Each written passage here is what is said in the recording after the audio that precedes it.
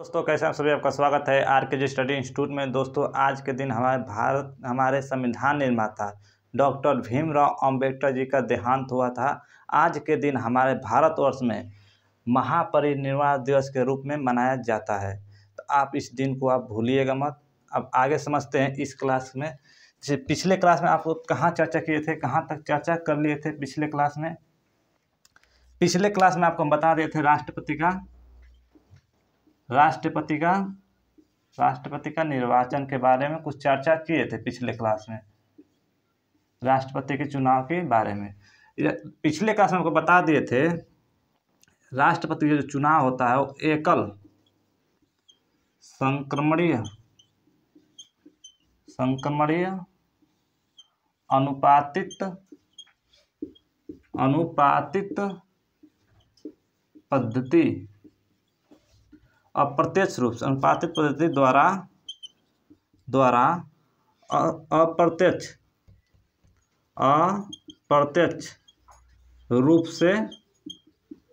अप्रत्यक्ष रूप से गुप्त मतदान होता है। कैसा होता है?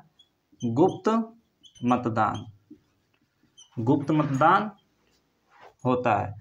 इतना अब तक पिछले क्लास में आपको बता दिए थे, अच्छे से समझा दिए थे। ये भी बता दिए थे कि जो राष्ट्रपति का निर्वाचन मंडल होता है उसमें कौन कौन भाग लेता है। लोकसभा, राज्यसभा और विधान परिषद भाग नहीं लेता है। इसको हम पिछले क्लास में अच्छे से चर्चा किए थे। तो अब समझते हैं इसको हम। एकल संक्रमणीय अनुपातित पद्धति क्या होता है इसको समझिए। जो अनुपातित पद्धति है, अनुपातित पद्धति या प्रणाली, अनुपातित पद्धति या प्रणाली इसको समझिए क्या चीज़ है, इसके बारे में समझिए। देखिए, जो हम लोग वोट देते हैं, जो आम व्यक्ति लेता है, जो आम व्यक्ति वोट देते हैं, वो कैसा वोट होता है? वो होता है सिंगल वोट। क्या होता है?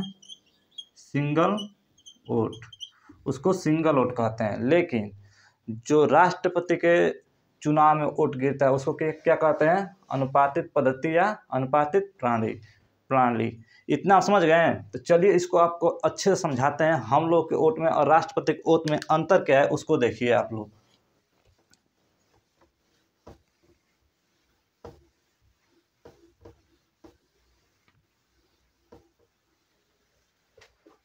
चलिए आगे समझते हैं। देखिए समझिए, इधर राष्ट्रपति का चुनाव होता है, निर्वाचन। इधर मान के चलिए मुखिया का चुनाव हो रहा है। ठीक है, देखिए मुखिया के चुनाव में भी 3 लोग उठे हैं। मान के चलिए 3 या 4 लोग उठे हैं मुखिया के चुनाव में। मान लीजिए कोई ए उठा है, कोई बी उठा है, कोई सी उठा है। राष्ट्रपति के चुनाव में भी 3-4 लोग उठे हैं। मान के चलिए ए, बी, सी उठे हैं। देखिए, हम लोग जो डायरेक्ट मुखिया को वोट देते हैं, मान लीजिए मुखिया जब इलेक्शन लड़ता है तो उन लोगों को हम क्या देते हैं? डायरेक्ट वोट देते हैं। लेकिन राष्ट्रपति के चुनाव में हम लोग अप्रत्यक्ष रूप से इनडायरेक्ट वोट देते हैं, डायरेक्ट वोट नहीं देते हैं। तो इसको समझिए, हम लोग मुखिया के चुनाव में अगर वोट देते हैं तो अगर 3 लोग प्रत्याशी उठे हैं, 3 लोग उम्मीदवार उठे हैं या प्रत्याशी उठे हैं, तो इन लोगों में केवल हम एक ही लोग को दे सकते हैं। या इनको दे सकते हैं, या वोट इनको दे सकते हैं, या वोट सी को दे सकते हैं। ठीक है, और हम लोग दोनों लोग को देंगे, मान लीजिए ए को भी दे देंगे, बी को भी दे देंगे, तो हम लोग का वोट क्या कहलाएगा? फर्जी वोट कहलाएगा। क्या कहलाएगा? फर्जी वोट। अगर आप सिर्फ एक ही वोट दे सकते हैं इस प्रत्याशी को, किसमें कहा गया है? मुखिया में होता है कि आप सिर्फ एक ही प्रत्याशी को वोट दे सकते हैं। लेकिन राष्ट्रपति में ऐसा नहीं। अगर 3 लोग उठे हैं तो आप तीनों लोग को वोट दे सकते हैं।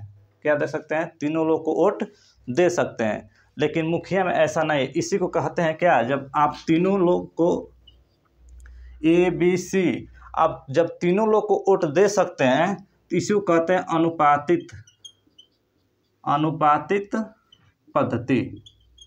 अनुपातित पद्धति यानी अप्रत्यक्ष रूप से अनुपातित पद्धति एकल संक्रमणीय वोट कहा जाता है। किसके? राष्ट्रपति के चुनाव को। लेकिन मुखिया के चुनाव में हम लोग कैसा देते हैं? सिर्फ एक ही वोट दे सकते हैं, सिर्फ एक व्यक्ति को। अगर दूसरे व्यक्ति को देना होगा तो इस व्यक्ति को नहीं, इस व्यक्ति को देंगे। लेकिन राष्ट्रपति में ऐसा नहीं है, इसमें 3 लोग हैं, तीनों लोग को एक ही व्यक्ति को दे सकता है। लेकिन इसमें कहा गया है कि 3 लोग हैं तो सिर्फ उनमें से एक ही व्यक्ति को आप वोट दे सकते हैं। ठीक है, इतना आप समझ गए। अगर इसमें आप डबल, इसमें मान लीजिए ये ए है, ये बी है, ठीक है, इस पर मान लीजिए आप वोट दे दिए, इसको भी आप वोट दे दिए, तो ये वोट किस में जाएगा? फर्जी में, फर्जी में जाएगा। लेकिन इसमें कहा गया है कि ये ए है, ये बी है, ये सी है, आप तीनों को वोट देंगे तो ये वोट किस में जाएगा? अनुपातित पद्धति में। ऐसे ही वोट होता है राष्ट्रपति में, लेकिन मुखिया में ऐसा वोट नहीं होता है, ना ही एमएलए में होता है, सिर्फ किस में होता है? राष्ट्रपति में। इतना आप समझ गए। आगे समझिए, इसमें राष्ट्रपति की जो एकल संक्रमणीय वोट होता है उसमें क्या होता है कि इसमें देखा जाता है एमएलए की वोट की वैल्यू। कभी कभी आप सुने होंगे कि एक राष्ट्रपति जब चुनाव होता है तो कभी कभी देखते होंगे उसमें 10 लाख 11 लाख वोट गिरते हैं, 10 लाख 11 लाख वोट आते हैं। तो वो वोट आते कहाँ से, उसको समझिए। आप देखिए, ये है आपका संसद। संसद में क्या है? लोकसभा और राज्यसभा। और ये है आपका विधानमंडल। विधानमंडल में क्या है? विधानसभा, विधान परिषद। जो विधान परिषद राष्ट्रपति के निर्वाचन में भाग नहीं लेता है, लेकिन लोकसभा, राज्यसभा और विधानसभा भाग लेता है। तो उसको समझिए कि मान लीजिए कभी कभी नहीं होता है कि राष्ट्रपति चुनाव होता है, राष्ट्रपति का चुनाव होता है, तो इसमें आप देखे होंगे कभी कभी कि इसमें 10 लाख वोट गिरते हैं, 11 लाख वोट गिरते हैं। तो वोट आते कैसे हैं? तो फर्जी मानी जाएगी। तो मान लीजिए इसमें कितने सीट होता है, मान के चलिए 545, इसमें कितना होता है? 245। और इसमें आप देखेंगे तो हर राज्य में अलग अलग विधानसभाएं में क्या है, मान लीजिए यूपी में देखेंगे तो यूपी में विधानसभा में कितने हैं? 403। अगर इसको आप जोड़ेंगे तो कितना होगा? 11-10 लाख होगा? नहीं होगा। और पूरे भारत के विधानसभा की सीट जोड़ लेंगे फिर भी उतना 10.5 लाख या 11 लाख वोट नहीं होगा। तो वो वोट आते कैसे हैं उनकी समझिए। एक एमएलए की वोट की वैल्यू कितनी होती है उसको समझिए। उसको देखिए कैसे आपको आते हैं 10-11 लाख वोट।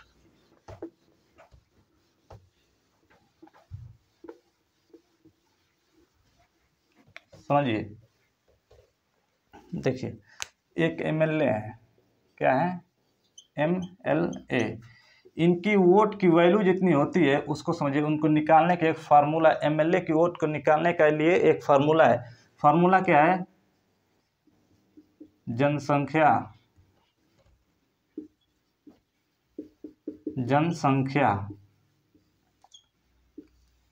अपान एक एमएलए गुणे 1000। ये क्या है?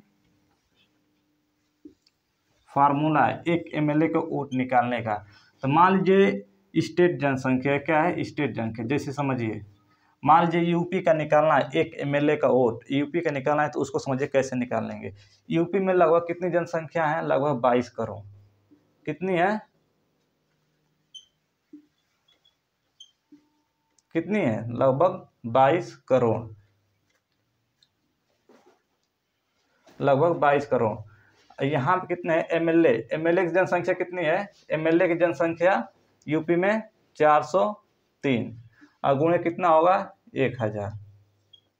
एक एमएलए की अगर आप निकालेंगे तो इनकी इस वोट की वैल्यू कितनी होगी एक एमएलए की? तो ये फार्मूला है एमएलए की, यहाँ पर लिख लीजिए एमएलए की संख्या, या यहाँ पर लिख सकते हैं ये भी कि विधानसभा की संख्या, विधानसभा की सीट की संख्या लिख सकते हैं, एमएलए की संख्या, जो भी कुछ आप लिख सकते हैं। ठीक है, तो यूपी का अगर आप निकालना है तो यूपी की जनसंख्या कितनी है? 22 करोड़। यूपी की विधानसभा की जनसंख्या कितनी है? 403। कितना गुणा करेंगे? 1000। 3 से ये 3 खत्म, बचा कितना? इकाई, दशमलव, सैकड़ों, हजार, 10,000, लाख, 2,20,000। कितना बचा? 2,20,000। इसमें आप किसका भाग देंगे? 403 से भाग देंगे, कितना आएगा? भाग देंगे तो लगभग आएगा आपका 545। कितना आएगा? 545। इसका मतलब आप समझते हैं, एक यूपी में एक एमएलए का वोट की वैल्यू कितनी है? 545 लोग के बराबर है। यूपी में एक एमएलए की वोट की कितनी वैल्यू है? 545 लोग के बराबर है। अगर आप यूपी के सारे एमएलए की वोट की वैल्यू निकालेंगे तो कितनी है? 403। कितने हैं?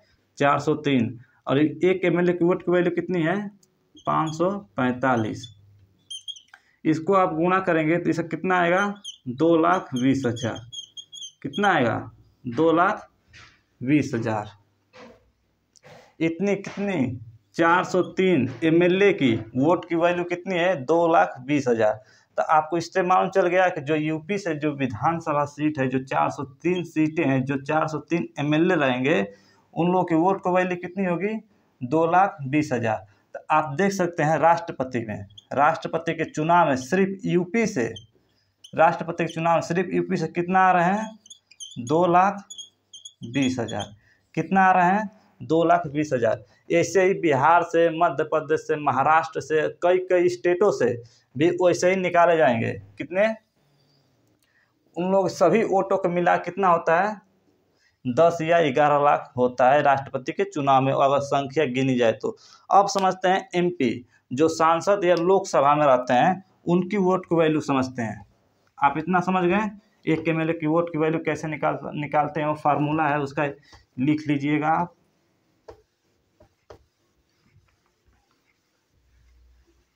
अब समझिए, एक एमपी, देखिए एक एमपी का मतलब होता है मेंबर ऑफ पार्लियामेंट। एक एमपी का अगर वोट की वैल्यू देखेंगे तो इसका फार्मूला होता है कुल एमएलए की वोट की संख्या, कुल एमएलए की वोट की संख्या अपान एमपी की संख्या। एमपी में कौन कौन आ जाएंगे? एमपी में आप लोग जानते ही हैं, लोकसभा और राज्यसभा दोनों आ जाएगा। एमपी का मतलब मेंबर ऑफ पार्लियामेंट, संसद में लोकसभा एंड राज्यसभा दोनों लोग आ जाएंगे। तो ऐसे निकलता है क्या? एक एमपी के वोट की वैल्यू। उसको देखिए कैसे निकालते हैं हम, समझिए। कुल एमएलए वोट की संख्या लगभग भारत में कितने हैं? अगर कुल एमएलए की वोट की संख्या अगर भारत में देखे जाएं तो कितनी है? 505 लाख। कितनी है? 5.5 लाख। पूरे भारत में एमएलए की जो वोट की वैल्यू है कितनी है? 5.5 लाख। और एमपी में आप देखे होंगे, एमपी का मतलब होता है मेंबर ऑफ पार्लियामेंट। ये एमपी मत समझ लीजिएगा, जो एमपी राज्य है उसको मत समझिएगा। एमपी मतलब पार्लियामेंट, मेंबर ऑफ पार्लियामेंट की हम बात कर रहे हैं यहाँ पे। जो एमपी में होते हैं लोकसभा एंड राज्यसभा, इनकी संख्या देखी जाएगी। देखिए इनकी संख्या अगर देखी जाएगी तो लोकसभा में कितनी संख्या है और राज्यसभा में कितनी संख्या है। तो लोकसभा में कितनी संख्या है? 545। राज्यसभा में 245। तो इसमें हम बताए हैं आपको कि 545 से 2 एंग्लो इंडियन को निकाल दिया जाएगा। 2 एंग्लो इंडियन को निकाल दिया जाएगा। क्यों निकाल जाएगा? इसको हम आपको पिछले क्लास में बताए हैं कि राष्ट्रपति के निर्वाचन में भाग नहीं लेंगे। तो 2 एंग्लो इंडियन को निकाल जाए तो कितना होगा? इसमें 543। इसमें 12 लोग को मनोनीत किया रहेगा तो उसको भी निकाला जाए तो कितना होगा? 233। इनको जोड़ेंगे तो लगभग आएगा आपको 550, 750 से ज़्यादा जाएगा। आप नॉर्मली याद रखिएगा ऐसे ही कि 750 से ज़्यादा ये होंगे, ठीक है, इन लोगों। तो यहाँ पे क्या रखेंगे? 750, ठीक है। एमपी कुल कितने हो गए संख्या? 750। और कुल एमएलए की वोट की संख्या कितनी हो गई? पूरे भारत के एमएलए की वोट की संख्या कितनी हो गई? 5.5 लाख। ऐसे आप कटाएंगे, आप भाग दे कटाएंगे तो कितना आ जाएगा? एक एमपी के वोट की वैल्यू निकल के चली आएगी। एक एमपी की वोट की वैल्यू आपको निकल के पता चल जाएगी एक एमपी के वोट की वैल्यू कितनी है। ऐसे करके राष्ट्रपति के चुनाव में, ऐसे ही करके राष्ट्रपति के चुनाव में कितने वोट गिरते हैं, कितने वोट होते हैं, 10 लाख या 11 लाख के लगभग वोट आते हैं। तो आप समझ गए राष्ट्रपति के चुनाव में 10 या 11 लाख वोट कहाँ से आते हैं। तो ऐसे आता है कि एक एमपी की जो वेट की वैल्यू है कितनी है, एक एमएलए की वेट की वैल्यू कितनी है, ये सब आपको हम अच्छे से समझा दिए। इतना आप समझ गए, इसको स्क्रीनशॉट ले लीजिए। चलिए आगे समझते हैं। देखिए समझिए, अब समझते हैं निर्वाचन, जब राष्ट्रपति का निर्वाचन होता है तो उसमें कुछ जमानत राशि रखी जाती है। वो जमानत राशि क्या होती है उसको देखते हैं आप, समझिए। देखिए राष्ट्रपति के चुनाव में राष्ट्रपति के चुनाव में जमानत राशि, इसको हम जमानत राशि को सिक्योरिटी मनी भी बोलते हैं। क्या बोलते हैं? Security money. देखिए राष्ट्रपति के चुनाव में जमानत राशि कितनी रखी जाती है? 15,000 जमानत राशि रखी जाती है। इस जमानत राशि को कभी कभी जब्त कर लिया जाता है। उसको समझिए कैसे जब्त किया जाता है। देखिए जब राष्ट्रपति का चुनाव होता है, क्या होता है, जब राष्ट्रपति का चुनाव होता है तो उसकी टोटल वोट कितनी है इसको देखा जाएगा। जैसे समझिए, मान लीजिए कोई राष्ट्रपति का चुनाव हुआ है, द्रौपदी मुर्मू जी का चुनाव हुआ है, लगभग कितना वोट गिरा था? 10 लाख। 10 लाख से ज़्यादा वोट से वो जीती थी द्रौपदी मुर्मू जी, ठीक है, 10 लाख लगभग, इससे ज़्यादा वोट से। तो मान के चलिए कितना वोट, टोटल वोट कितना था इनके चुनाव में? 10 लाख। कितना था? 10 लाख। तो इसमें कहा गया है कि 10 लाख का अगर जब राष्ट्रपति का चुनाव हो रहा है तो उसके टोटल वैल्यू के 1/6, कितना? 1/6 वोट आपको पाना ही पाना है। अगर आप नहीं पाएंगे तो आपको जमानत राशि जब्त कर लिया जाएगा, यानी रख लिया जाएगा। इतना आप समझ गए। तो समझिए, मान लीजिए राष्ट्रपति के चुनाव में कितना है? 10 लाख।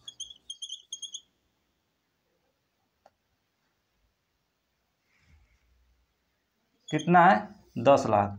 और इसका 1/6 कर दीजिए, कितना आएगा? लगभग 1,80,000। लगभग कितना आ जाएगा? 1,80,000। इसका मतलब ये हुआ कि द्रौपदी मुर्मू जी को अगर उनकी जमानत राशि मिलेगी तो कितने वोट पर मिलेगी? 1,80,000 उनकी क्या होनी चाहिए? वोट होना चाहिए उनके पास। अगर द्रौपदी मुर्मू जी के पास अगर 1,80,000 वोट नहीं मिलता है तो उनकी जमानत राशि जब्त कर लिया जाएगा, रख लिया जाएगा। इतना आप समझ गए। ये समझिए जमानत राशि किसके पास रखा जाता है? तो ये है आरबीआई के पास। किसके पास रखा जाता है? आरबीआई के पास। ये जब जो जमानत राशि है ये सबके चुनाव में होता है, चाहे मुखिया का चुनाव हो, एमएलए का चुनाव हो, चाहे लोकसभा राज्यसभा किसी का चुनाव हो, वहाँ पर सबके लिए जमानत राशि रखी जाती है, सिक्योरिटी मनी रखी जाती है। लेकिन सबकी सिक्योरिटी मनी जमानत राशि अलग अलग होती है। इतना आप समझ गए। तो आप समझ गए इसमें आपका जमानत राशि कब जब्त किया जाएगा? जब आप 1/6 वोट नहीं पा पाएंगे। अगर आप 1/6 वोट से अधिक पाते हैं तो आपकी जमानत राशि जब्त नहीं की जाएगी। और जिस व्यक्ति, जिस उम्मीदवार, जिस प्रत्याशी का जमानत राशि जब्त किया जाता है उस व्यक्ति का बहुत ज़्यादा एक बेइज्जत के बराबर होता है कि वो राष्ट्रपति का चुनाव लड़ रहा है, उसको कम से कम 2 लाख, लगभग 2 लाख भी वोट उसको नहीं मिला। तो एक बेइज्जती की बात है कि नहीं है? बेइज्जती की बात है। इसलिए आप देखते होंगे जमानत राशि किसी का भी जब्त नहीं होता, कम से कम वो इतना वोट तो पा ही जाता है, 1 लाख 2 लाख के लगभग वोट वो पा ही जाता है। इतना आप समझ गए। चलिए जमानत राशि आप समझ गए तो आगे समझते हैं। जमानत राशि कितनी रखी जाती है राष्ट्रपति में? 15,000। किसके पास रखी जाती है? आरबीआई के पास रखी जाती है, ठीक है। आगे समझते हैं। अब समझिए राष्ट्रपति का कोटा, राष्ट्रपति का कोटा। ये राष्ट्रपति का कोटा क्या है इसको समझिए। ये आर्टिकल 55 किसमें है? आर्टिकल 55 में। राष्ट्रपति का कोटा किसमें है? आर्टिकल 55 में। इसको समझिए, बहुत इम्पोर्टेंट है। इसमें कहा गया है कि राष्ट्रपति का जब निर्वाचन होता है, राष्ट्रपति का जब इलेक्शन होता है, क्या होता है, निर्वाचन, उसमें जो वोट गिरते हैं, वोट जो होते हैं, वोट, वो राष्ट्रपति के निर्वाचन में जो वोट होते हैं वो तभी गिने जाएगा जब राष्ट्रपति का जो कोटा है उसमें कुछ मिनिमम वोट पाना चाहिए। जैसे समझिए, राष्ट्रपति के कोटा में कहा गया है कि आपका मान लीजिए राष्ट्रपति के टोटल वोट, राष्ट्रपति के इलेक्शन में टोटल वोट कितना गिरे हैं, मान लीजिए कि राष्ट्रपति का टोटल वोट कितना है, 10 लाख।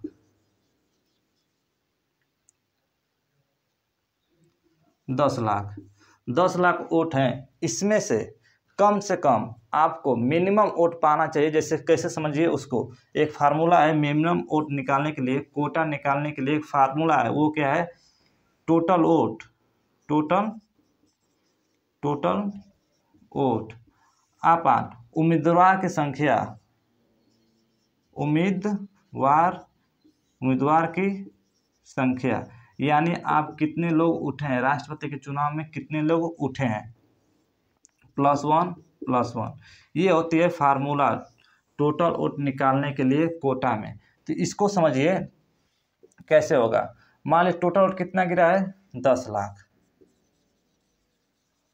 कितना है, 10 लाख। उम्मीदवार कितने थे, मान लीजिए राष्ट्रपति के उम्मीदवार जो है, राष्ट्रपति के चुनाव में उम्मीदवार कितने हैं, मान लीजिए 3 उम्मीदवार हैं, कितने हैं, तो 3 उम्मीदवार, उम्मीदवार की संख्या कितनी हो जाएगी, 3 + 1 इतना आप समझ गए। इसकी कितना आएगा, ये हो जाएगा 4, उसके बाद 10 और +1, तो इससे आप घटाएंगे कितना आएगा, ये लगभग आएगा 2.5 लाख, 2.5 लाख। इतना आप समझ गए, कितना आ रहा है, 2.5 लाख। इसका मतलब ये हुआ कि राष्ट्रपति के चुनाव में अगर उसकी जो राष्ट्रपति का चुनाव है उसका 10 लाख वोट हुआ है, 10 लाख वोट हुआ है, तो उस जो उम्मीदवार है उसके तरफ कम से कम 2.5 लाख वोट होना चाहिए, तभी उस व्यक्ति का आगे वोट गिना जाएगा, अन्यथा इससे कम रहेगा तो उसका वोट नहीं गिना जाएगा। इतना आप समझ गए। मान लीजिए 3 उम्मीदवार हैं, A, B, C, इन तीनों उम्मीदवार को 2.5 अगर लाएंगे तभी इन लोगों की वोट की आगे गिनती होगी। अगर मान लीजिए ये नहीं लाए हैं और ये 2 लाए हैं तो इनकी गिनती होगी, इसको छोड़ दिया जाएगा। अब एकल संक्रमण में कहा गया है कि जो C है इसका वोट अगर छूट रहा है तो इन C का वोट इन दोनों को दिया जाएगा, इनको, इन दोनों को, राष्ट्रपति के एकल संक्रमणीय अनुपातिक पद्धति में कहा गया है। इतना आप समझ गए। तो इसका चुनाव कैसे होता है, कोटा कैसे होती है, चलिए आगे समझते हैं। इतना समझ गए कि राष्ट्रपति को अगर जितना वोट पड़ा रहेगा उसका फार्मूले के हिसाब से कितना होना चाहिए, तभी आपका वोट गिना जाएगा आगे, अन्यथा नहीं गिना जाएगा। चलिए अब समझते हैं आर्टिकल 56। आर्टिकल 56 में क्या है उसको समझिए। आर्टिकल 56 इसमें है राष्ट्रपति का कार्यकाल। क्या है, राष्ट्रपति का कार्यकाल। जो राष्ट्रपति का कार्यकाल होता है वो 5 वर्ष के लिए होता है। कितना होता है, 5 वर्ष के लिए।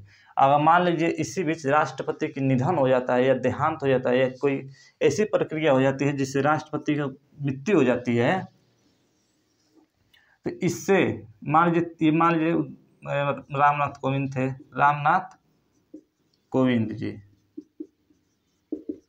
ठीक है, या कोई और मान लीजिए कोई और भी राष्ट्रपति होंगे, अगर उनके बीच में मृत्यु हो जाती है तो उसका दोबारा इलेक्शन होगा। क्या होगा, दोबारा इलेक्शन। उसको हम आपको बताएंगे दोबारा इलेक्शन जब होता है तो किसमें है, 57 में। अभी आगे हम बताएंगे कि इसमें किस चीज़ की चर्चा है, राष्ट्रपति के कार्यकाल की। राष्ट्रपति का कार्यकाल कितने दिन तक होता है, 5 वर्ष के लिए। इतना आप याद रखिएगा। आगे समझिए आर्टिकल 57 क्या है।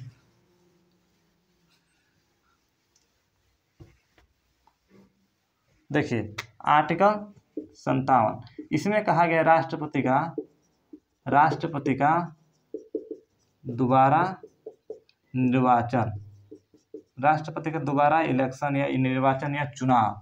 देखिए अगर राष्ट्रपति का कार्यकाल 5 वर्ष है या राष्ट्रपति की किसी बीच में मृत्यु हो जाती है किसी कारण, तो उस कार्यकाल को आगे किसके द्वारा किया जाएगा, राष्ट्रपति का दोबारा निर्वाचन किया जाएगा, दूसरे उम्मीदवार को खड़ा किया जाएगा, दूसरे उम्मीदवार इलेक्शन होगा, दोबारा राष्ट्रपति का इलेक्शन होगा। उस इलेक्शन में आपको हम बताए हैं आर्टिकल 54। उस इलेक्शन में बता दें आर्टिकल जो 54 है, इसका जिस तरह प्रक्रिया है, इसका जमानत राशि आपको कितने वोट चाहिए, जितने भी आप आर्टिकल 54 में पढ़े हैं वो सारी प्रक्रिया किस में भी लागू होगी, आर्टिकल 57 में दोबारा इलेक्शन में लागू होगी। इतना आप समझ गए। इस चीज़ में किस चीज़ की चर्चा है, 57 में राष्ट्रपति का दोबारा इलेक्शन की चर्चा है कि अगर किसी कारण राष्ट्रपति का जो पद वो रिक्त हो जाता है या खाली हो जाता है, या राष्ट्रपति का क्या होता है, दोबारा इलेक्शन होता है। आज के लिए इतना ही रहने देते हैं। कल के लिए कल आएंगे हम लोग, कल आएंगे तो इसके आगे जो आर्टिकल्स हैं उसको हम अच्छे से समझेंगे। तो आज के लिए इतना ही रहने देते हैं। जय हिंद।